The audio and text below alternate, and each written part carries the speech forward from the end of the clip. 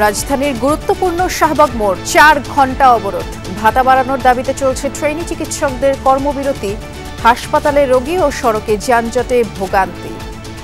আমাদের যারা ট্রেনি ভাইরা রয়েছেন, বোনেরা রয়েছেন, তাদের সাথে একাত্মতা ঘোষণা করে স্পষ্ট করে একটি কথাই বলি, আমরা তাদের এই দাবিটিকে যৌক্তিক মনে করছি। 25,000 টাকা দিয়ে সে তার নিজের ফ্যামিলি চালাবে নাকি তার বাবা মাকে চালাবে? বর্তমানে আমাদের দেয়ালে পিঠ থেকে গেছে।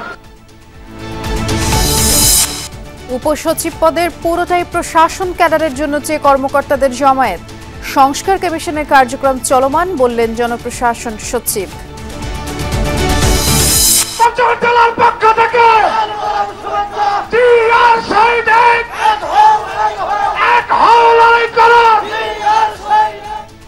আবারও গণতান্ত্রিক বাংলাদেশ গড়ার সুযোগ সৃষ্টি হয়েছে। পঞ্চগড়ের জনসভায় মির্জা ফখরুল ভারতে বসে চালানো দেশবিরোধী ষড়যন্ত্র রুখে দেওয়ার আহ্বান। হিন্দু, মুসলমান, বৌদ্ধ, খ্রিস্টান আমরা সব সময় একসাথে বাস করি, তাই না? এরা আবার বিভ্রান্ত করেছে, আমাদেরকে বিপদে ফেলার চেষ্টা করতেছে। সেই জন্য আপনাদেরকে রুখে দেওয়াতে হবে। $300 মিলিয়ন পাচারের অভিযোগে শেখ হাসিনা ও জয়ের বিরুদ্ধে দুদকের অনুসন্ধান শুরু। সাবেক প্রধানমন্ত্রীর বিরুদ্ধে ইন্টারপোলের আপডেট জানাবে পুলিশ। রেড নোটিশটা ইন্টারপোল কর্তৃক জারি হয়েছে কিনা সেই বিষয়টা বলার দায়িত্ব হচ্ছে আমাদের এনসিবির এবং আমাদের বাস্তবিক অর্থে ইন্সপেক্টর জেনারেল অফ পুলিশের অফিসের। 2 মাসে 60,000 রোহিঙ্গার অনুপ্রবেশ, জানালেন পররাষ্ট্র উপদেষ্টা। হুমকির মুখে আঞ্চলিক শান্তি শৃঙ্খলা, বললেন বড় শক্তির নজরে পড়েছে বঙ্গোপসাগর। ঘন কুয়াশা ও বেপরোয়া গতির কারণে ঢাকা মাওয়া এক্সপ্রেসওয়ে একাধিক দুর্ঘটনা। মেঘনায় যাত্রীবাহী লঞ্চের মুখোমুখি সংঘর্ষে আহত কয়েকজন। গাজায় যুদ্ধবিরতি নিয়ে আশার আলো, কয়েকদিনের মধ্যেই হতে পারে চুক্তি। পশ্চিম তীরে স্বাধীনতাকামীদের উপর আব্বাস বাহিনীর হামলায় ক্ষুব্ধ ফিলিস্তিনিরা।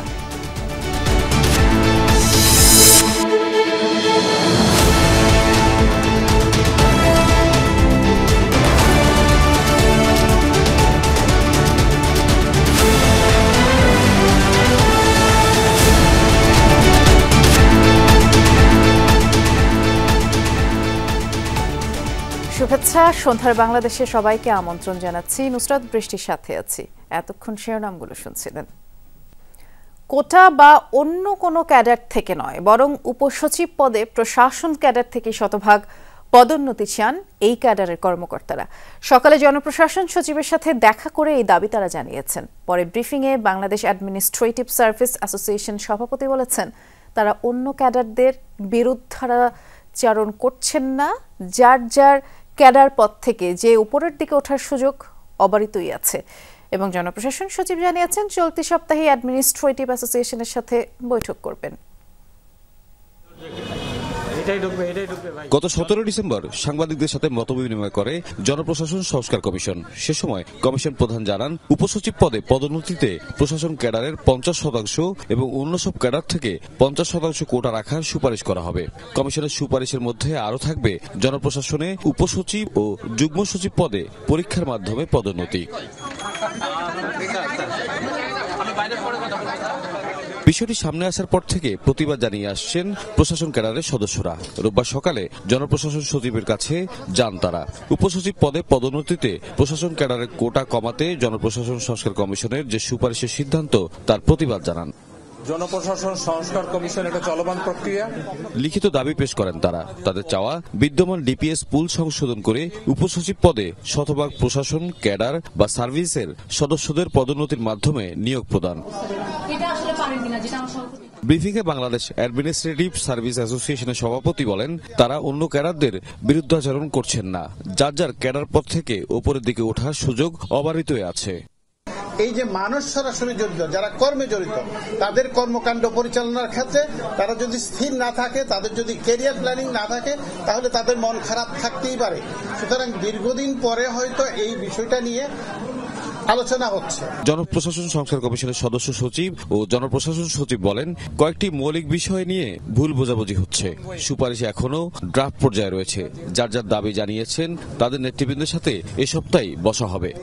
সবাইকে মিলে সকলের পক্ষে সবাই যাতে বেনিফিটেড হয়, সবাইকে 100% করা যাবে না, কিন্তু দূরত্ব কমিয়ে এনে যেই কথাগুলো বলা হচ্ছে অথবা এগুলো তো এখনো শেপই নেয় নাই, শেপ নিবে, সেই শেপ নেওয়ার আগে আমরা ওনাদের সাথে ক্লোজ ডোর বসে আমরা আলোচনা করব এবং এটার পরে আমার মনে হয় বিভিন্ন ক্যাডারের অথবা সরকারি চাকরি যারা আমরা করি, এখন তো কর্মচারী বলি, তাদের কারোর মধ্যে আর ভুল বোঝাবুঝির কোনো সুযোগ থাকবে না।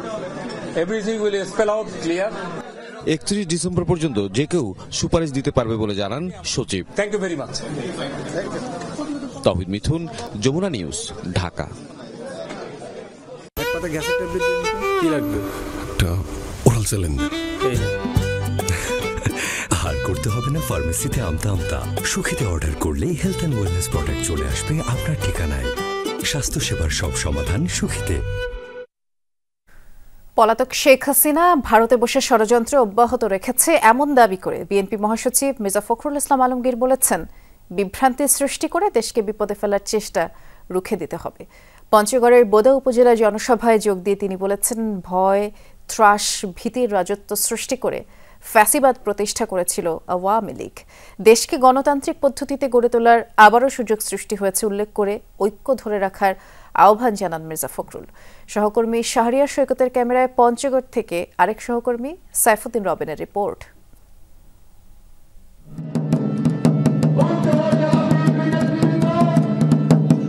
উত্তরের সীমান্তবর্তী পঞ্চগড় যেমন সনাতন অধ্যুষিত, ঠিক তেমনি আছে আদিবাসীদের বসবাসও।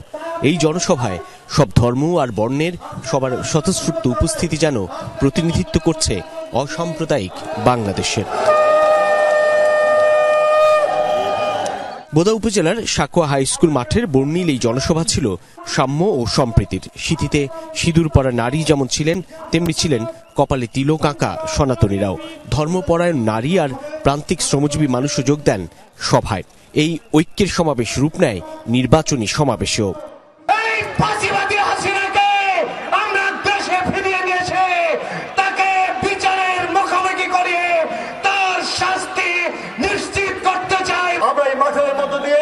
হিন্দু, বৌদ্ধ, খ্রিস্টান, মুসলমান আমরা ঐক্যবদ্ধ হয়ে আজকে যে বৈষম্যবিহীন বাংলাদেশ গড়ার ক্ষেত্রে আমরা একবার হয়েছি। ঠিক 6 বছর আগের এই দিনেই পঞ্চগড় 2 সংসদীয় আসনে নির্বাচনী সমাবেশ করেছিলেন বিএনপি মহাসচিব। আবারও একই এলাকার সমাবেশ থেকে মির্জা ফখরুল বলেন, ভোট দেবার সুযোগ পেলে জনগণ তাদের প্রতিনিধিত্ব নির্বাচন করবে। বলেন, সংস্কারকে প্রাধান্য দেয় বলেই বিএনপি বহু আগেই এর রূপরেখা দিয়েছিল। কিন্তু সেই মহিলা তখন জীবন নিয়ে তার নেতা কর্মীদেরকে ছেড়ে দিয়ে সমস্ত সারা দেশে যে অসংখ্য আওয়ামী লীগেররা আছে তাদেরকে বিপদে ফেলে দিয়ে সে পালিয়ে গেছে, তাই না? পালিয়ে গিয়ে হাসিনা ওইখান থেকে সে ষড়যন্ত্র করতেছে, চক্রান্ত করতেছে, একটা মিথ্যা প্রচারণা চালার চেষ্টা করতেছে। মির্জা ফখরুল বলেন, ভারতে বসে মিথ্যা প্রচারণা চালিয়ে দেশকে বিপদে ফেলতে পলাতকরা এখনো ষড়যন্ত্র চালাচ্ছে, তা রুখে দেওয়ার আহ্বানও জানান বিএনপি মহাসচিব। তারা তাদের বুকে রক্ত ঢেলে দিয়ে আমাদের জন্য আবার একটা সুযোগ সৃষ্টি করে দিয়েছেন যে আমরা আমাদের দেশটাকে আবার একটা গণতান্ত্রিক পদ্ধতিতে গড়ে তুলব। আমরা বলেছি যে সংস্কারটা আমরা চাই। আমরা 2016 সালে আমাদের নেত্রী দেশের খালেদা জিয়া তিনি ভিশন বাংলাদেশ 2030 দিয়েছিলেন।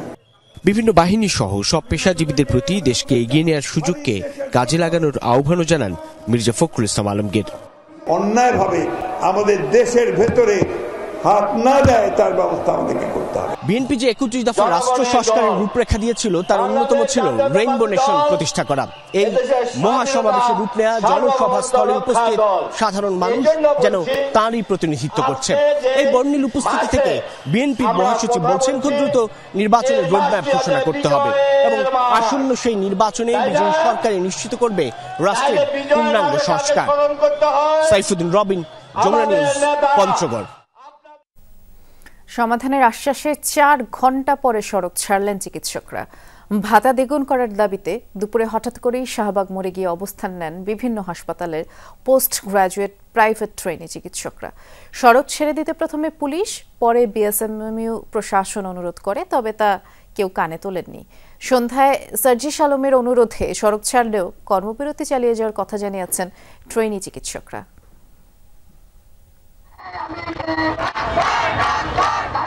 দাবি তাদের একটাই, তবে দীর্ঘদিনের। গেল 3 বছরে বিভিন্ন সময়ে ভাতা বৃদ্ধির দাবিতে দফায় দফায় আন্দোলন করেছেন বিভিন্ন সরকারি হাসপাতালে কর্মরত ট্রেনি চিকিৎসকরা, যদিও তা পূরণ হয়নি। সকালে বিএসএমএমইউর প্রশাসনিক ভবনের নিচে অবস্থান নেন চিকিৎসকরা, ঘোষণা দেন অনির্দিষ্টকালের কর্মবিরতির। মৌখিক কথার উপরে বিশ্বাস না করে এখন প্রজ্ঞাপন চাই। তো একটা ডাক্তার যদি তার মাথায় থাকে যে তার সংসার কিভাবে চলবে, তার বইপত্রের খরচ কিভাবে হবে, তার বাচ্চার দুধের খরচ কিভাবে হবে, এগুলো যদি তার চিন্তা থাকে, সে পড়াশোনা করবে কখন? এই বাজারে আমাদের চলা অসম্ভব।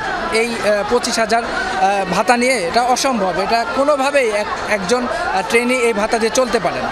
দাবি আদায় না হওয়া পর্যন্ত আন্দোলন চালিয়ে যাওয়ার ঘোষণা দিয়ে 6 সদস্যের প্রতিনিধি যান সচিবালয়ে। আর বঙ্গবন্ধু মেডিকেল বিশ্ববিদ্যালয়ের ভেতরে অবস্থান করা চিকিৎসকরা দুপুর 1টার পর গিয়ে বসে পড়ে শাহবাগ মোড়ে। যে একই ধরনের সার্ভিস কিংবা তার থেকে বেশি সার্ভিস দেওয়ার পরও আমরা যদি সম পরিমাণ তো পাচ্ছি না, আপনার হচ্ছে যে 25,000 টাকা বেতন দিয়ে আমাদেরকে আসলে আমাদের পক্ষে সম্ভব না। মানে এই আন্দোলন আজকে একদিনের ফসল না, আমরা 3-4 মাস ধরে মানে সিস্টেমেটিক ওয়েতে আমরা আন্দোলন পেশ করছিলাম। সচিবালয়ে যাওয়া হয়েছে, মন্ত্রণালয়ে যাওয়া হয়েছে, বিভিন্ন জায়গায় যাওয়া হয়েছে, কিন্তু সব জায়গাতে শুধু আমাদের আশ্বাস দিয়ে পাঠিয়ে দেওয়া হয়েছে। অন্য কোথাও জব করা বা চেম্বার করা তো নিষিদ্ধ, তো 25,000 টাকা দিয়ে তো এখনের মানুষের পক্ষে চলা আসলে সম্ভব না। শাহবাগে চিকিৎসকদের অবরোধে বন্ধ হয়ে যায় আশপাশের সব সড়কের যান চলাচল। বিশেষ বিবেচনায় মোড় পেরুতে পেরেছে কেবল অ্যাম্বুলেন্স। দীর্ঘক্ষণ বসে থেকে কোনো উপায় না পেয়ে পায়ে হেঁটে গন্তব্যে রওনা দেন বিভিন্ন গাড়িতে থাকা যাত্রীরা। বাংলাদেশে অবরোধ ভাই বন্ধ হয় না, সবসময় অবরোধ থাকেই, হরতাল মিছিল মিটিং এটা থাকেই। আমাদের যারা ড্রাইভার আছে তাদের দেখেন কতটা ভোগান্তি হচ্ছে। জরুরি কাজের জন্য এখন যাব, এই জন্য একটু কষ্ট হচ্ছে, সাময়িকভাবে একটু কষ্ট হচ্ছে। যা কিছু হোক বাইপাস থাকতে হবে, রাস্তা কখনো থামবে না। সচিবালয়ের প্রতিনিধি দল ফেরার পর তারা জানান স্বাস্থ্য মন্ত্রণালয় 48 ঘন্টা সময় চেয়েছে, তবে সেই সময় তারা দিতে নারাজ। খানিক বাদে শাহবাগ মোড়ে আসেন বিশ্ববিদ্যালয়ের ভিসি, দাবির সাথে সংহতি জানিয়ে রাস্তা ছেড়ে দেওয়ার অনুরোধ জানান, কিন্তু তাতেও মন গলেনি কারো। আমি এই বিশ্ববিদ্যালয়ের ভাইস চ্যান্সেলর হিসেবে আপনাদের পক্ষে কথা বলার জন্য আমি এখনই আবার যাব মন্ত্রণালয়ে।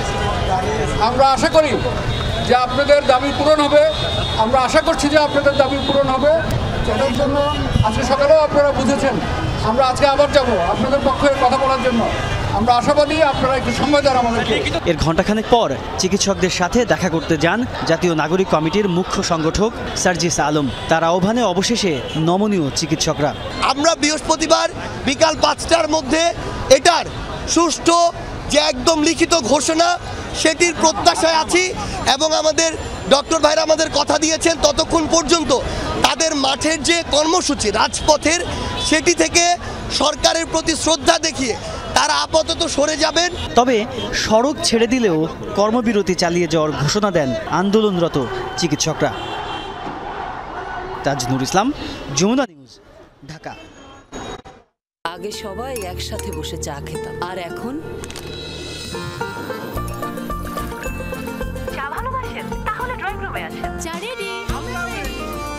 এভাবে সম্পর্কগুলো মিষ্টি মধুর হয়ে উঠুক ইস্পাহানি মির্জাপুর চায়ের শ্রেষ্ঠ ব্লেন্ডের অনন্য স্বাদে। চা মানে লাইফটা ভরপুর, চা মানে ইস্পাহানি মির্জাপুর।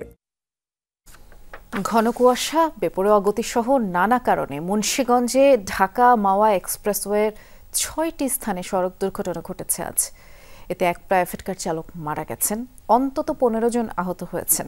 এর মধ্যে 4টি দুর্ঘটনা শুধুমাত্র কুয়াশার কারণেই ঘটেছে। ঘন কুয়াশায় চাঁদপুরের মেঘনা নদীতে যাত্রীবাহী 2টি লঞ্চের মুখোমুখি সংঘর্ষে বেশ কয়েকজন আহত হয়েছেন। মুন্সিগঞ্জের শ্রীনগর এক্সপ্রেসওয়ে সড়কে রোববার সকাল 7টা নাগাদ একটি কাভার্ড ভ্যানের পেছনে ধাক্কা দেয় একটি প্রাইভেট কার। রাস্তায় তখনও ঘন কুয়াশা, কিছু দেখতে না পেয়ে সেখানে এসে ধাক্কা মারে আরেকটি বাস। এতে কয়েকজন বাস যাত্রী সামান্য আহত হলেও প্রাইভেট কারের চালক নিহত হন। গোল্ডেন লাইন পরিবহনের আহত বাস চালক জানান, ঘন কুয়াশা থাকায় কিছু বুঝে ওঠার আগেই তার গাড়ির সামনে আরেকটি গাড়ি চলে আসে। এতে তার গাড়ির সামনের অংশ দুমড়ে মুচড়ে যায়। যাত্রীরা তেমন কেউ আহত হননি বলেও জানান তিনি। আমার পিছনে আরো গাড়ি ছিল, আরো গাড়ি মার খেয়েছে। পরে আমি পিছনে যাই, আমার হেল্পার সুপারভাইজার যায়, আরো গাড়ি ডাউন দেওয়া হয়েছে, কারণ যদি ডাউন যদি না দিত তাহলে গাড়ি আরো মার খেত গাড়ি। আমাদের গাড়িটা হার্ডলি ব্রেক করছে, ব্রেক করার পর না মানার পর আমাদের গাড়ি আরেকটা গাড়ি পিছিয়ে মাইরে দিছে আর কি। শ্রীনগরের কেওটখালী এলাকায় দুটি বাসের সংঘর্ষে 3 জন আহত হয়েছেন। এদিন এক্সপ্রেসওয়েতে দুর্ঘটনা ঘটেছে হাসারা, চালতিপাড়া, ধলেশ্বরী টোল প্লাজার কাছেও। এসব দুর্ঘটনায় ক্ষতিগ্রস্ত হয়েছে 3টি বাস এবং কমপক্ষে 8টি গাড়ি। আহত হয়েছে বেশ কয়েকজন। দুর্ঘটনা কবলিত যানগুলো দ্রুত উদ্ধার করে ফায়ার সার্ভিস ও হাইওয়ে পুলিশ। এতে এক্সপ্রেসওয়েতে স্বাভাবিক হয় যান চলাচল। কাভার্ড ভ্যান, অজ্ঞাতনামা বাস এবং মাইক্রো 3টা চলে যায়, কিন্তু এই বাসের পিছনে এই সাকুরা পরিবহন একটা ধাক্কা দেয়। সাকুরা পরিবহনের পরে ধাক্কা দেয় হলো এনা পরিবহন, এনা পরিবহনের পিছনে ধাক্কা দেয় হলো আমাদের গোল্ডেন লাইন পরিবহন। এই পরিবহন ধাক্কা দেওয়ার পরবর্তীতে সাকুরা পরিবহন এবং গোল্ডেন লাইন এনা পরিবহনের ড্রাইভার এবং হেল্পাররা সামান্য আহত হয়। আমরা তাদেরকে এখান থেকে তারা হসপিটালে পাঠাই। আর যে প্রাইভেট কারের যে চালক ছিল, প্রাইভেট কারের চালক গুরুতর আহত অবস্থা আমরা শ্রীনগর হাসপাতালে প্রেরণ করছি।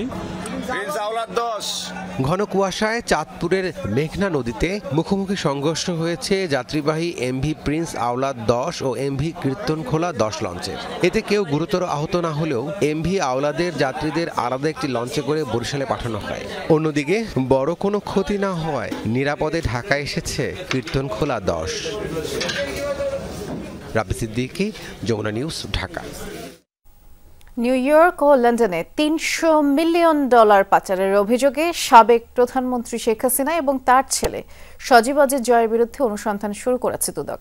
তাদের বিরুদ্ধে গেল 15 বছরে বিভিন্ন মেগা প্রকল্পে দুর্নীতির অভিযোগ আনা হয়েছে। অনুসন্ধানে 5 সদস্যের একটি দলও গঠন করেছে দুদক।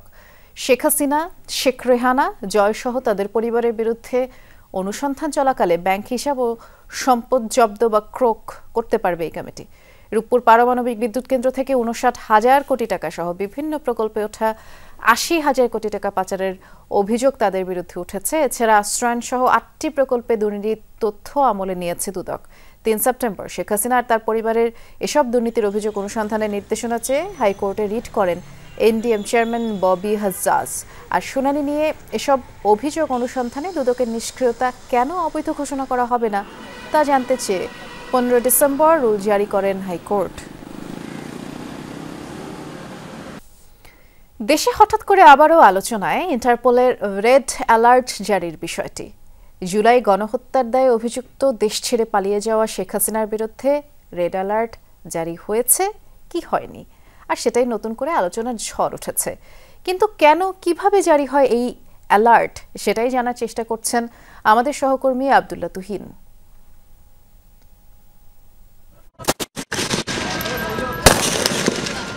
নির্বিচারে গণহত্যা ছাড়াও ফৌজদারি অপরাধ করে কোনো নাগরিক যদি অন্য কোনো দেশে আশ্রয় নেয় বা লুকিয়ে থাকে, তখন অভিযুক্ত ব্যক্তিকে ফেরাতে সহায়তা চাওয়া হয় ইন্টারপোলের। পুলিশ না হয়েও আন্তর্জাতিক যে কোনো দেশের পুলিশকে সহায়তা করে থাকে এই সংস্থাটি।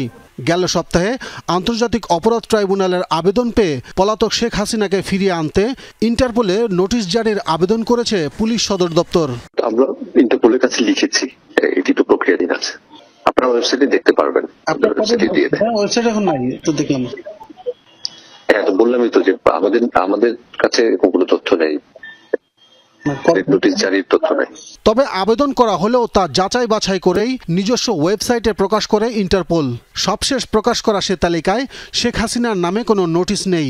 আপনার কথার উপর বিশেষ করে আজ করবে নেই, ওরা যখন স্যাটিসফাইড হবে কাগজপত্র দেখে যে না ওইটা নোটিশ সার্ভ করার মতো, তখন নোটিশ সার্ভ করবে। এরই মধ্যে ভারতে পলাতক শেখ হাসিনার বিরুদ্ধে ইন্টারপোলে অ্যালার্ট জারির বিষয়টি ছড়িয়ে পড়ে বিভিন্ন গণমাধ্যমে। এই ইন্টারপোলের রেড নোটিশটা ইন্টারপোল কর্তৃক জারি হয়েছে কিনা সেই বিষয়টা বলার দায়িত্ব হচ্ছে আমাদের এনসিবির এবং আমাদের বাস্তবিক অর্থে ইন্সপেক্টর জেনারেল অফ পুলিশের অফিসের। আমরা এই খবরটা আপনাদেরকে ক্লিয়ারলি বলতে পারছি না যে তাদের মাধ্যমে এটা জারি হয়েছে কিনা বা ইন্টারপোলের ওয়েবসাইটে এটা অ্যাভেলেবল আছে কিনা। গুরুত্বপূর্ণ মোস্ট ওয়ান্টেড ও ভয়ঙ্কর অপরাধীদের ধরে সংশ্লিষ্ট দেশের পুলিশের কাছে ফিরিয়ে দিতে সারা বিশ্বে 195টি দেশে কাজ করছে ইন্টারপোল। 1976 সালে সদস্যভুক্ত হয় বাংলাদেশ। রেড নোটিশ জারির পর 2009 থেকে 2022 সাল পর্যন্ত 15 জনকে ফিরিয়ে আনার নজির রয়েছে বাংলাদেশে। আব্দুল্লাহ তুহিন, যমুনা নিউজ, ঢাকা। নীতিগতভাবে সিদ্ধান্ত না থাকলেও গত 2 মাসে 60,000 রোহিঙ্গা অনুপ্রবেশ করেছে বাংলাদেশে। এই বিষয়টিকে ভবিষ্যতের অশনি সংকেত হিসেবেই দেখছে সরকার। মন্ত্রণালয় সাংবাদিকদের থাইল্যান্ড সফর বিষয়ক আলোচনায় পররাষ্ট্র উপদেষ্টা বলেছেন, আগামী 1 দশকের মধ্যে পরিস্থিতি আরও ভয়াবহ হবে, যার ফলে হুমকির মুখে পড়বে আঞ্চলিক শান্তি শৃঙ্খলা। দিনের আরেক সেমিনারেও রোহিঙ্গা প্রত্যাবাসনে জোর দেন তিনি। গত 2 মাসে রাখাইন থেকে বাংলাদেশে নতুন করে 60,000 রোহিঙ্গা ঢুকেছে। সদ্য সমাপ্ত ব্যাংকক সফরে রোহিঙ্গা পরিস্থিতি নিয়ে উদ্বেগ প্রকাশ করেছেন পররাষ্ট্র উপদেষ্টা। সেই তথ্য জানিয়ে সাংবাদিকদের ব্রিফিংয়ে ডক্টর তৌহিদ হোসেন বলেন, সীমান্তে দুর্নীতির কারণে রোহিঙ্গা অনুপ্রবেশ ঠেকানো কঠিন হচ্ছে। প্রচুর দুর্নীতি আছে বর্ডারে, এটা সত্যি কথা, এটা অস্বীকার করার কোনো অর্থ নেই। দুর্নীতির মাধ্যমে প্রচুর ঢুকে যাচ্ছে, নৌকা দিয়ে ঢুকছে। ব্যাপারটা হলো যে একটা শুধু বর্ডার দিয়ে যে ঢুকছে তাতে না, বিভিন্ন জায়গা দিয়ে ঢুকে যাচ্ছে। স্পষ্টভাবে বলেছি যে যদি রোহিঙ্গা সমস্যার সমাধান না হয়, আপনারা যে শান্তির কথা চিন্তা করছেন, আপনারা যে স্ট্যাবিলিটির কথা চিন্তা করছেন মিয়ানমারে, এটা কোনোদিন সম্ভব। আমি তাদেরকে খানিকটা ভবিষ্যতের অশনি সংকেত যেগুলি আছে সেগুলি নিয়েও তাদেরকে ওয়াকিবহাল করেছি। ব্যাংককে ইনফরমাল কনসালটেশনে কথা বলেছেন মিয়ানমার সহ সীমান্তবর্তী 6 দেশের পররাষ্ট্রমন্ত্রীরা। সেখানে পররাষ্ট্র উপদেষ্টা বলেন, আগামী 1 দশকের মধ্যে পরিস্থিতি আরও ভয়াবহ হবে। ফলে শুধু বাংলাদেশ নয়, হুমকির মুখে পড়বে আঞ্চলিক দেশগুলোও। আমাদের নীতিগতভাবে অবস্থান ছিল যে আমরা কাউকে ঢুকতে দেব, কিন্তু পরিস্থিতি কখনো কখনো এমন দাঁড়ায় যে আপনাদের কিছু করার থাকে না। সেরকম পরিস্থিতিতে আমরা এই 60,000কে ঢুকতে দিয়েছি। যে আশঙ্কাটা আমি সেখানে ব্যক্ত করে এসেছি সেটা হলো যে আজকে থেকে 5 বছর পরের কথা যদি চিন্তা করা হয়, তখন দেখা যাবে কি 20 বা তার আশেপাশে বয়সের একটা বিরাট সংখ্যক তরুণ আছে এবং যাদের সামনে কোনো আশা নেই। কাজে তারা তখন ডেসপারেট হবে এবং সেটা কারোর জন্যই ভালো হবে না। আমি বলেছি যে সমস্যাটা আমাদের বেশি হবে ঠিকই, কিন্তু তোমাদের প্রত্যেকেরই সমস্যা হবে।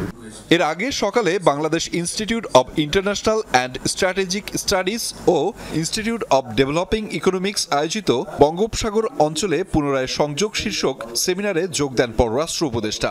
সেখানে তিনি বলেন, আন্তর্জাতিকভাবে বঙ্গোপসাগর বড় বড় শক্তির নজরে পড়েছে। বঙ্গোপসাগরীয় অঞ্চলকে প্রতিবেশী সহ পরাশক্তির দ্বন্দ্ব সংঘাতের কেন্দ্রে পরিণত হতে দেবে না বাংলাদেশ। রোহিঙ্গাদের অধিকার সহ নিরাপদ প্রত্যাবর্তন করতে না পারলে এই অঞ্চলে শান্তি প্রতিষ্ঠিত হবে না। নিরাপদ ও সমৃদ্ধ বঙ্গোপসাগর এলাকা গড়ে তোলার জন্য স্থিতিশীলতা দরকার। এজন্য বন্ধু রাষ্ট্রগুলোকে রোহিঙ্গাদের প্রত্যাবর্তনে সহযোগিতা করার আহ্বান জানাই। সেমিনারে বিশেষ অতিথির বক্তব্যে ঢাকায় নিযুক্ত জাপানের বিদায়ী রাষ্ট্রদূত ইউয়ামা কিমিনোরি তার শেষ কর্মদিবসে বলেন, এই অঞ্চলে বিনিয়োগ বৃদ্ধিতে আগ্রহী তার দেশ। আমরা বঙ্গোপসাগরীয় এই অঞ্চলে বিনিয়োগে আগ্রহী, যেটি এই অঞ্চলের স্থিতিশীলতা রক্ষা, সমৃদ্ধি এবং অর্থনৈতিক উন্নয়নে ভূমিকা পালন করবে। আহমেদ রেজা, যমুনা নিউজ, ঢাকা। আওয়ামী সরকারের প্রেস উইংয়ের কাজই ছিল নিউজ বন্ধ করা, কিন্তু বর্তমান অন্তর্বর্তীকালীন সরকার এমন কিছু করছে না বলে জানিয়েছেন প্রধান উপদেষ্টার প্রেস সচিব শফিকুল আলম। রাজধানীর সেডাপ মিলনায়তনে গণতান্ত্রিক পুনর্গঠনের জন্য সংলাপে এমনটি জানিয়েছেন তিনি। বলেছেন, ত্রুটিপূর্ণ ওয়েজবোর্ড সিস্টেম বাতিল করে ন্যূনতম বেতন চালু করা উচিত। স্বাধীনতার জন্য সবচেয়ে বড় বিষয়টা হচ্ছে রাজধানীর সিরডাপ মিলনায়তনে সেন্টার ফর গভর্নেন্স স্টাডিজ আয়োজিত গণতান্ত্রিক পুনর্গঠনের জন্য সংলাপ, গণমাধ্যম প্রসঙ্গ শীর্ষক সংলাপ। এতে অংশ নেন প্রধান উপদেষ্টার প্রেস সচিব শফিকুল আলম, গণমাধ্যম সংস্কার কমিশনের প্রধান কামাল আহমেদ সহ সংশ্লিষ্টরা। সংলাপে বক্তারা বলেন, গণমাধ্যমে শ্রম আইনের প্রয়োগ ঘটাতে হবে, বিনিয়োগের মাধ্যমে আনতে হবে প্রতিভা। সংবাদপত্র সংশ্লিষ্ট প্রতিষ্ঠানগুলোকে একীভূত করার ব্যাপারেও জোর দেন বক্তারা। ভালো ইন্ডাস্ট্রিকে এক্সজস্ট করে সে মিডিয়াতে যখন আসবে 20,000 টাকা বেতনের জন্য একটা ছেলে, এবং সে যখন দেখবে তার গ্রোথ নাই, 5 বছর পর তার বেতন 30,000 টাকা হচ্ছে, এই ছেলে ইন্ডাস্ট্রিতে থাকবে না। তো সো ট্যালেন্টকে আপনি কিভাবে আনবেন? ট্যালেন্টকে আনতে হবে ইনভেস্টমেন্ট দিয়ে। গণমাধ্যমের একটা স্বাধীন এবং অবজেক্টিভ চরিত্র থাকাটা খুব জরুরি। ক্ষমতার প্রতি নমস্য হবে না ওই মিডিয়া হয়তো আমাদের এখানে আসতে আসলে বেশ সময় লাগবে। গণমাধ্যমের স্বাধীনতা, সাংবাদিকদের চাকরির নিরাপত্তা, সাংবাদিকতার মানোন্নয়নের প্রসঙ্গও উঠে আসে সংলাপে। সাংবাদিকদের স্বাধীনতাকে এবং তাদের চাকরির নিরাপত্তাকে নিশ্চয়তা দেওয়া, যেটা একেবারেই গত 15 বছরে নাই হয়ে গেছে। 2 বা 3 আইনের মধ্যে কিন্তু আমাদের আলোচনা গত 15 বছর আটকে যাচ্ছে। যেখানে ভিউ বাড়ানোর কম্পিটিশন থাকে, তার কাছ থেকে সৎ সাংবাদিকতা আশা করেন। এই যে কাজটা আপনি দিনরাত কাজ করছেন, এটা অর্থহীন হয়ে যাবে রাজনৈতিক সরকার যদি এটা বাস্তবায়ন না করে। টেলিভিশন চ্যানেলের জন্য বিজ্ঞাপন প্রকিউর করতে শুরু করেন, তখন তার রাস্তাটা জানা হয়ে যায় যে কিভাবে আপোষ করতে হয়। এ সময় প্রধান উপদেষ্টার প্রেস সচিব শফিকুল আলম বলেন, অন্তর্বর্তী সরকার গণমাধ্যমের স্বাধীনতা ও সাংবাদিকদের অধিকার রক্ষায় কাজ করছে। আমরা এই পর্যন্ত এই 4.5 মাসে আমরা কোনো পত্রিকাকে বলি নাই আপনি এই নিউজটা সরান। আমরা কোনো পত্রিকাকে বলি নাই একে সরিয়ে একে নেন, কোনো পত্রিকা, টিভি স্টেশন, নিউজ কাউকে আমরা বলি নাই। আমরা আমাদের ইন্টেলিজেন্স এজেন্সিকে বলে দিয়েছি যে আপনারা কাউকে কোনো নিউজের ব্যাপারে ইন্টারভেন করতে পারবেন না, করলে আমাদের কাছে আসেন, যদি কোনো আপনাদের লেজিটিমেট কনসার্ন থাকে আমরা সেটাকে রেজ করব। আমি যেই প্রেস উইংয়ের যেই জায়গায় আছি সেই জায়গায় প্রেস উইংয়ের আগের কাজই ছিল নিউজ নামানো। সাংবাদিকদের বেতন নির্ধারণে প্রচলিত ওয়েজ বোর্ড সিস্টেমকে ত্রুটিপূর্ণ বলে অভিযোগ করেন প্রেস সচিব। এটা আমাদের বন্ধ করে দেওয়া উচিত, ওয়েজ বোর্ডের যে সিস্টেমটা। বরঞ্চ আমাদের একটা সিস্টেম ইন্ট্রোডিউস করা হচ্ছে যে basic minimum pay for journalist, এটার নিচে কেউ যেন না পায়। যাকে এমপ্লয় করেন তাকে এই যে বেসিক মিনিমাম পে যেন তার 35,000 থাকে বা 40 থাকে, তারপরে সে যার তার মেধা অনুযায়ী সে তার মতো নিক। সাংবাদিকদের কাজে কপিরাইট প্রোটেকশন দেওয়ার ব্যাপারেও জোর দেন শফিকুল আলম। শক্তিশালী সাংবাদিক ইউনিয়ন গঠনে সোচ্চার হতেও আহ্বান জানান তিনি। কপিরাইটের তো কেউ কপিরাইট এখানে কোনো কোনো এনফোর্সমেন্টই হয় না। তানভীর মৌসুম, যমুনা নিউজ, ঢাকা। 31 ডিসেম্বরের মধ্যেই নির্বাচন ব্যবস্থা সংস্কার কমিশন তাদের সুপারিশ ও প্রস্তাব সরকারের কাছে পেশ করবে বলে জানিয়েছেন কমিশন প্রধান ডক্টর বদিউল আলম মজুমদার। বলেছেন, আওয়ামী লীগ সরকার আমলের মতো প্রশ্নবিদ্ধ নির্বাচন এবং বহুমুখী অনিয়ম কেউ আর দেখতে চায় না।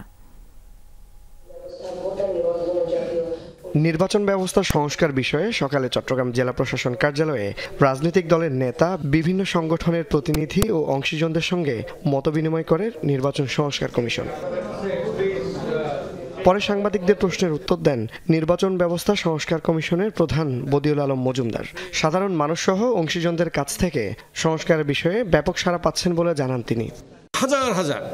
হাজার হাজার ব্যক্তিরা মতামত দিচ্ছে, তাদের সবারই আকুতি একটা সুষ্ঠু নিরপেক্ষ নির্বাচন হোক, যার মাধ্যমে আমাদের গণতান্ত্রিক ব্যবস্থাটা একটা শক্তিভিত্তিক দাঁড়ায়। এটা জনআকাঙ্ক্ষা। আমাদের কাজ হলো নির্বাচনী ব্যবস্থার সংস্কারের ব্যাপারে প্রস্তাব দেওয়া। আর আপনি যেই ওই যে কারা নির্বাচনে আসবে না, কারা যোগ্য নন, সেই সিদ্ধান্ত নির্বাচন কমিশনের। সভায় স্থানীয় জাতীয় সংসদ নির্বাচন প্রক্রিয়া, নির্বাচনী অপরাধ ও ভোটার তালিকা তৈরি সহ বিভিন্ন বিষয়ে সরকারি সংস্থার কর্মকর্তারাও তাদের মতামত তুলে ধরেন। প্রশাসনের কর্মকর্তারা আজকে এখানে বেশ কয়েকজন কথা বলেছেন এবং ওনারা নাগরিক হিসাবে ওনারা সুস্পষ্ট বক্তব্য দিয়েছেন যে ওনারা ব্যবহৃত হতে চান না, ওনারাও চান সুষ্ঠু নিরপেক্ষ নির্বাচন, তাই ওনারা সেইভাবে দায়িত্ব পালন করার চেষ্টা করবেন। আর হলফনামায় অনেক রকম ভুয়া তথ্য, অনেক রকম বিভ্রান্তিমূলক তথ্য এবং তথ্য গোপন করা হয় এবং এগুলো যাতে যাচাই বাছাই করা হয় সেই প্রস্তাব দেওয়ার কথাও আমরা বিবেচনা করছি। আমরা এখন আমাদের প্রস্তাবগুলো এখনও চূড়ান্ত হয়নি, আমরা এগুলো সবগুলো বিবেচনা নিচ্ছি। আওয়ামী লীগ সরকার আমলের মতো প্রশ্নবিদ্ধ নির্বাচন এবং বহুমুখী অনিয়ম আর দেখতে চান না বলে জানান কমিশন প্রধান। অপরাধী যেসব কর্মকাণ্ড হয়েছে, হত্যাকাণ্ড ঘটেছে, মানবতার বিরোধী হত্যাকাণ্ড, এবং একই সাথে আমাদের নির্বাচন ব্যবস্থাকে নির্বাসনে পাঠিয়েছে, এটার যেন অবসানের জন্য সবাই বদ্ধপরিকর। যত জায়গায় গিয়েছি আমরা দেখেছি যে রাজনৈতিক দলের পক্ষ থেকে দায়িত্বশীল সুপারিশ এসছে, তারাও চান যে একটা সুষ্ঠু নিরপেক্ষ নির্বাচন। 31 ডিসেম্বরের মধ্যেই নির্বাচন ব্যবস্থা সংস্কার কমিশন তাদের সুপারিশ ও প্রস্তাব সরকারের কাছে পেশ করবে বলে কমিশন সদস্যরা। জুবাইদ ইবনে শাহাদাত, যমুনা নিউজ, চট্টগ্রাম। জুলাই অভ্যুত্থানের সাথে জড়িত ছাত্র জনতার নিরাপত্তা ও সাম্প্রতিক সময়ে ঘটে যাওয়া গুপ্ত হত্যা, বিভিন্ন হামলার বিচার না হলে 48 ঘণ্টা পরে ঢাকা ব্লকের মতো কঠোর কর্মসূচির হুঁশিয়ারি দিয়েছে বৈষম্য বিরোধী ছাত্র আন্দোলনের সম্মিলিত বেসরকারি বিশ্ববিদ্যালয়ের প্রতিনিধিরা। বিকেলে অন্তর্বর্তীকালীন সরকারের স্বরাষ্ট্র উপদেষ্টা জাহাঙ্গীর আলম চৌধুরীর কাছে 4 দফা দাবি সম্বলিত স্মারকলিপি পেশ করে শিক্ষার্থীরা। হত্যাকাণ্ডের যোগসূত্র বের করতে তদন্ত কমিশন গঠন, প্রতি থানা ওয়ার্ডে নিরাপত্তা জোরদার, নিষিদ্ধ ঘোষিত ছাত্রলীগের সক্রিয় নেতাদের নির্মূল করতেই স্বরাষ্ট্র মন্ত্রণালয়ের অধীনে টাস্কফোর্স গঠন সহ 4 দফা দাবি জানান। পরে প্রেস ব্রিফিংয়ে তারা বলেছেন, তদন্ত কমিশন গঠনের ব্যাপারে স্বরাষ্ট্র উপদেষ্টা আশ্বাস দিয়েছেন 48 ঘণ্টার মধ্যে দাবি পূরণ না হলে কঠোর কর্মসূচি হুঁশিয়ারি দিয়েছে শিক্ষার্থীরা। গত 2 থেকে 3 সপ্তাহ যাবত ধরে যে গুপ্ত হত্যা হচ্ছে, সেই গুপ্ত হত্যার ভিতরে আমরা একটা প্যাটার্ন লক্ষ্য করেছি এবং সেই প্যাটার্নের ভিত্তিতে আমরা এই 4 দফা দাবিতে উপনীত হয়েছি। আমাদের সাথে যে আন্দোলনে যে ভাই বোনেরা নেমেছে, ওদের জীবন ঠিক আছে কিনা, তাদের নিরাপত্তা নিয়ে আমরা আজকে স্বরাষ্ট্র উপদেষ্টার সাথে কথা বলেছি এবং উনি আমাদেরকে আশ্বাস দিয়েছে যে আমাদের যে দাবিগুলো সেটা 48 ঘন্টার মধ্যে মেনে নিবে। ছিনতাইয়ের জন্য করা হয়েছে কিনা বা টার্গেট কিলিং কিনা এটা তদন্ত করার দেখার জন্য, এবং ছাত্র প্রতিনিধিদের নিয়ে তারা একটা তদন্ত কমিটি গঠন করবে। শিক্ষকদের আলোচনায় গবেষণার বিষয় নয়, রাজনীতিই বেশি থাকে বলে মন্তব্য করেছেন শিক্ষা উপদেষ্টা ডক্টর ওয়াহিদ উদ্দিন মাহমুদ। গত ১.৫ দশক ধরে প্রচণ্ড অনিয়মের মাধ্যমে পাবলিক বিশ্ববিদ্যালয়গুলোতে শিক্ষক নিয়োগ দেওয়া হয়েছে বলেও তিনি জানিয়েছেন। সকালে রাজধানীর একটি হোটেলে উচ্চশিক্ষা বিষয়ক সেমিনারে এসব কথা বলেছেন শিক্ষা উপদেষ্টা। পাবলিক বিশ্ববিদ্যালয়ে শিক্ষক নিয়োগের ক্ষেত্রে রাজনৈতিক বিবেচনা বন্ধ করার এখনই উপযুক্ত সময় বলেও মত দেন আলোচকরা। রাজধানীর একটি হোটেলে উচ্চশিক্ষায় বৈশ্বিক মান বিষয়ে সেমিনারের আয়োজন করা হয় বণিক বার্তার পক্ষ থেকে। এতে শিক্ষা উপদেষ্টা বলেন, কিছু সাফল্য থাকলেও দেশে উচ্চশিক্ষার ক্ষেত্রে বেশ কিছু সমস্যা রয়েছে। রাজনৈতিক কারণে দেশের বিভিন্ন প্রান্তের বিশ্ববিদ্যালয় কিংবা বিশ্ববিদ্যালয় কলেজের ভবিষ্যৎ নিয়েও শঙ্কা প্রকাশ করেন তিনি। গত ১.৫ দশক ধরে শিক্ষক নিয়োগেও একদম যখন প্রাথমিক পর্যায়ে শিক্ষক লেকচারার নিয়োগ করা হয়, এখানে প্রচণ্ড অনিয়ম শুরু হয়েছে এবং আমাদের বিশ্ববিদ্যালয়ের ক্লাবে শিক্ষকদের যেখানে মিলিত হন এসব জায়গায় আলোচনায় শুধু রাজনীতি। কোন শিক্ষকের এই আন্তর্জাতিক মানের সাইটেশন কত দুটো, এগুলো নিয়ে আমি কখনো আলোচনা করতে দেখি না। সেমিনারে অংশ নিয়ে নিজেদের অবস্থা তুলে ধরেন বিভিন্ন বিশ্ববিদ্যালয়ের উপাচার্যরা। উঠে আসে রাজনৈতিক নিয়োগ, আন্তর্জাতিক র্যাঙ্কিং সহ নানা বিষয়।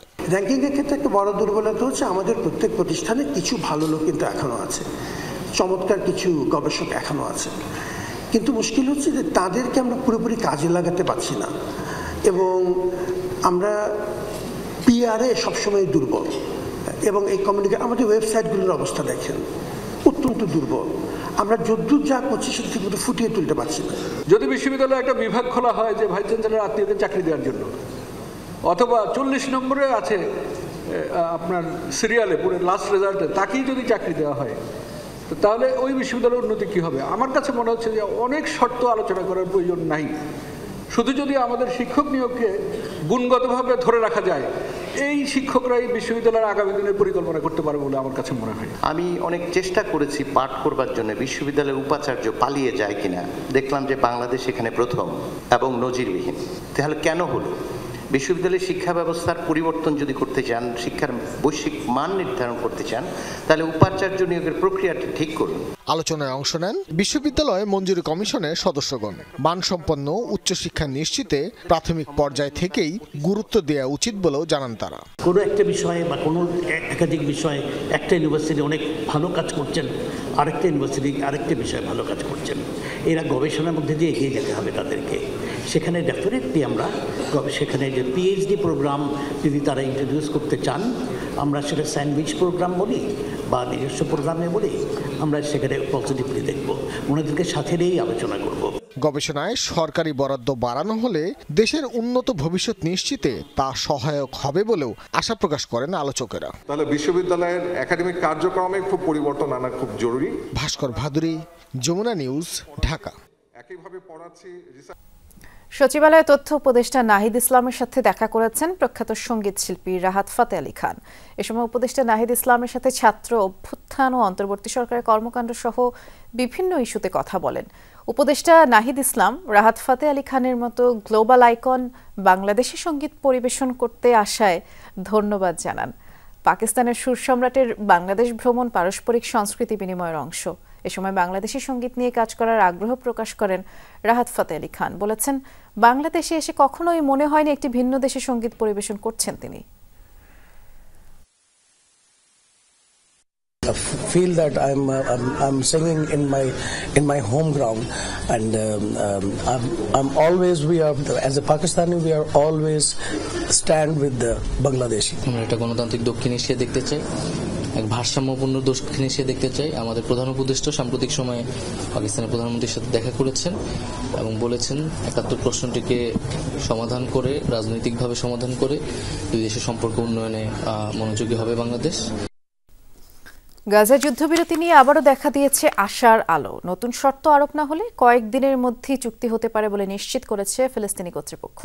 কাতারের দোহায় ইসরায়েলের সাথে চূড়ান্ত আলোচনা চলছে। হামাস, ইসলামিক জিহাদ সহ ফিলিস্তিনের স্বাধীনতাকামী গোষ্ঠীগুলোর। যুদ্ধবিরতি, জিম্মি মুক্তি সহ 90% ইস্যুতে সমঝোতার কথা জানিয়েছে সংশ্লিষ্টরা। আর ফিলাডেলফি করিডোরে ইসরায়েলি সেনাদের উপস্থিতি, বাফার জোন তৈরির মতো কয়েকটি বিষয়েও মতবিরোধ আছে। এই ইস্যুগুলো সমাধান হলেই চুক্তি হতে পারে, যা 3 ধাপে কার্যকর হবে। ইসরায়েলি জিম্মি বিনিময়ে ফিলিস্তিনি বন্দীদের মুক্তি, গাজার উত্তরে বেসামরিকদের প্রত্যাবর্তন, আর দৈনিক 500 ত্রাণবাহী ট্রাক প্রবেশের নিশ্চয়তা চায় ফিলিস্তিন। আর হামাসের হাতে জিম্মি 96 জন, ধারণা 62 জন জীবিত। ইসরায়েলি আগ্রাসনে যখন বিধ্বস্ত গাজা, বিপর্যস্ত উপত্যকার মানুষ, দখলকৃত পশ্চিম তীরের জেনিনে তখন ফিলিস্তিনি দুপক্ষের সংঘাত চলছে। প্রতিরোধে যোদ্ধাদের বিরুদ্ধে অভিযান চালিয়ে যাচ্ছে মাহমুদ আব্বাস প্রশাসনের নিরাপত্তা বাহিনী। স্বজাতির উপরে হামলা বন্ধ, জাতীয় ঐক্যের আহ্বান জানিয়েছে হামাস সহ স্বাধীনতাকামী গোষ্ঠীগুলো। দখলকৃত পশ্চিম তীরের জেনিনে ফিলিস্তিনি প্রতিরোধ গোষ্ঠীর বিরুদ্ধে এই অভিযান ইসরায়েলি বাহিনীর নয়, খোদ ফিলিস্তিনি কর্তৃপক্ষের। গত কয়েকদিন ধরেই জেনিনের শরণার্থী ক্যাম্পগুলোয় ব্যাপক ধরপাকড় শুরু করেছে মাহমুদ আব্বাস প্রশাসনের নিরাপত্তা বাহিনী। বিভিন্ন স্থানে বেসামরিকদের সাথে সংঘর্ষে হতাহতের ঘটনাও হয়েছে। যদিও ফিলিস্তিনি কর্তৃপক্ষের দাবি, শান্তি ও আইন শৃঙ্খলার স্বার্থে এই অভিযান। জেনিনে বিশেষ করে জেনিন ক্যাম্পে যা হচ্ছে তা ফিলিস্তিনিদের নিরাপত্তা ও আইন শৃঙ্খলা রক্ষার স্বার্থে, নৈরাজ্য, অস্থিতিশীলতা ছড়িয়ে পড়া ঠেকাতে এবং নাগরিক সমাজে শান্তি বজায় রাখতে ফিলিস্তিনের নিরাপত্তা বাহিনী সুনির্দিষ্ট রাজনৈতিক লক্ষ্যে কাজ করছে।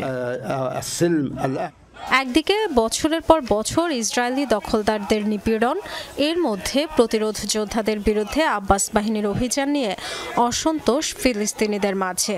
শনিবার জেনিনে ধরপাকড় সংঘাতের বিরুদ্ধে বিক্ষোভে অংশ নেন অনেকে। রাজনৈতিক পক্ষগুলোর প্রতি আলোচনার মাধ্যমে সমাধানের আহ্বান জানান তারা। জেনিনে দুর্ভাগ্যজনক অভ্যন্তরীণ সংঘাত ও সশস্ত্র পদক্ষেপ বন্ধের আহ্বান জানাই। এক টেবিলে বসে আলোচনার মাধ্যমে পথ খুঁজে বের করুন। সব সমস্যার দায়িত্বপূর্ণ সমাধানের মধ্য দিয়ে ফিলিস্তিনিদের মধ্যে গভীর ঐক্যের সম্পর্ক তৈরি করতে হবে। গাজায় যুদ্ধবিরতির লক্ষ্যে কাতারের দোহায় চলমান আলোচনায়ও উঠে এসেছে জেনিন ইস্যু। শনিবার যৌথ বিবৃতি দিয়েছে ফিলিস্তিনি স্বাধীনতাকামী গোষ্ঠী হামাস, ইসলামিক জিহাদ ও পপুলার ফ্রন্ট। বলা হয়, জেনিনে চলমান অভিযানে ইহুদি শত্রুদের স্বার্থ হাসিল হচ্ছে। ফিলিস্তিনি জনগণের জীবন রক্ষা, জাতীয় ঐক্য ও প্রতিরোধ টিকিয়ে রাখার আহ্বান জানান স্বাধীনতাকামীরা। সব পক্ষের সমন্বয়ে শীর্ষ পর্যায়ের জাতীয় কমিটি তৈরির প্রস্তাবও দেয়। ডরথি তাসরিন, যমুনা নিউজ। এ ছিল আজকে সন্ধ্যার বাংলাদেশের আয়োজনে। সাথে থাকার জন্য ধন্যবাদ। নিরাপদে থাকবেন।